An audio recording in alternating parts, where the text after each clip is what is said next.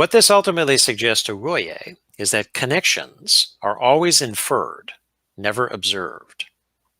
The difference between a structure and a form is that a structure may be observed, but only as a collection of entities partes extra partes, whereas a form is a set of interconnected elements whose liaisons, the connections, cannot be observed. Most scientific analyses of phenomena, focused as they are on observation, deal with structures and ignore forms, and implicit in such analyses is an essentially mechanistic understanding of the world as a collection of entities interacting de proche en proche. Okay. Okay. So I'm still a little unclear on the distinction between those two things. Okay. Let's go ahead and unpack this.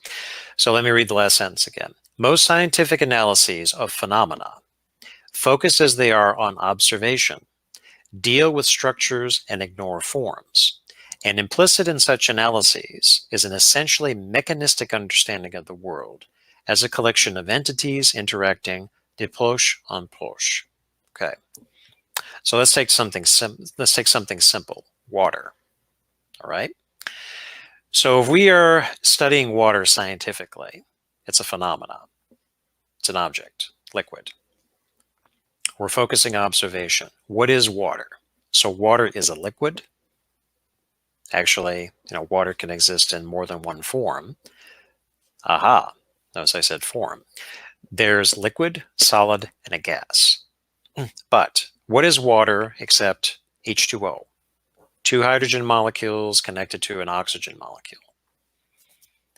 Now that's getting down to a mechanistic understanding, really down to the atomic, possibly even the subatomic level. Okay. Right. That's observing water on that level.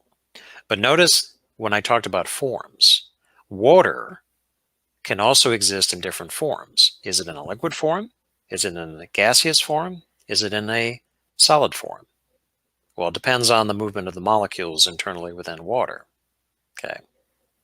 So the point here is that scientific analyses are focusing just on structures. Water is a structure of molecules, a structure of atoms, but it's ignoring the form of it, of water.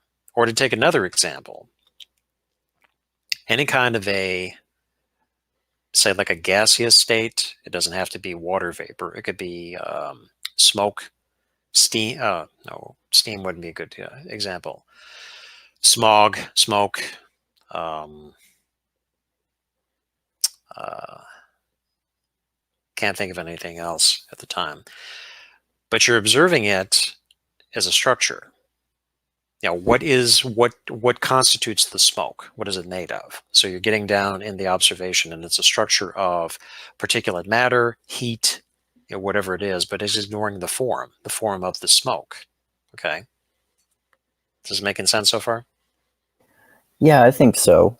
So the structure is something like how it's composed, and the form is something like how the thing itself, like what specific type of that thing itself it actually is, without reducing it down to its separate characteristics that compose it, something like that.